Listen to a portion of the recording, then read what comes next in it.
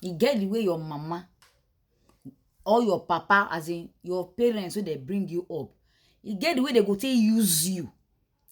When they overuse you at like from your age 9 to you grow to adult, when you call grow become man, when you dey live with them, you get the way they go take use you take work. Even when by the time you eventually come out for your parents house, when you wan come work for yourself to make a living for yourself, you no go fit work again. By that time you call the thing say maybe na a person do you or some kind thing happen. No, the strength wey you suppose use take work as a man when you grow, you don use am work under your parents. So as you dey like this now, you are left with no strength. Nothing remain for your body again now. For you to bounce back now, e go take time. I don't know whether many of una don notice say children wey parents use overwork, when they grow up, they always dey struggle with financial problems. To make am financially, they always dey hard them. They struggle real hard. The struggle no be here. To break free, e dey hard. Whether na only me I don't notice this thing, I don't know. But this one that they tell una swear na complete truth. Some parents dey they don't use, especially man child. Some mama go use man. E get the way you as a woman, e get the way you go take train your son.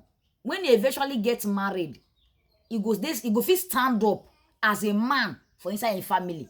And you see, get the way you go take train the man.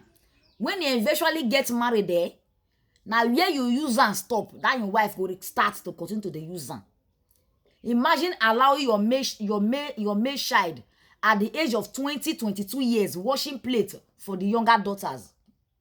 You get younger daughters, you get girls for inside the house. Girls wey be say they fit wash plate, they fit cook, they fit clean house. But you know they allow them, the girls to work. Now the male child wey be say they don't grow, the male children they don't grow talk to man. So now those one, you don't use them wash plate, wash clothes, do house from small, so that they don't they grow reach 20 to 22 years. You still they use them.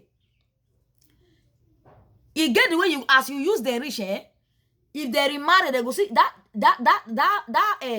a spirit of that use, say you can't install for inside their spirit. Women when they go they attract in future when they are not ready to date. Now women will go want use them. Woman when they get Jezebel spirit, when know how to use man. Now those kind of women now they go they attract. And at the tail end, when you come reach your son house, you see your son they wash clothes, they wash plate for your wife, you will begin to complain. And meanwhile, now you first use them.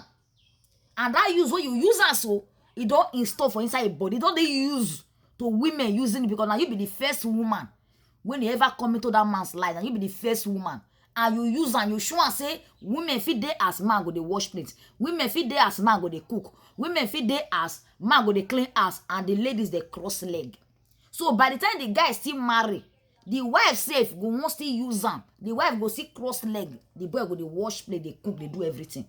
Then you will be the mother. Now by the time you carry your bag, reach your son ass, you see and they cook, they clean, and the wife cross leg, you go begin to blame the woman. Meanwhile, now you be the first person way first use am. I'm saying this word for mothers. It get where you go use your male son, especially the male son. It get where you go use it to do ass chores. Even though say you no get daughters, try to dey put stop. Try to put stop so that you no go master them too much. Thank you.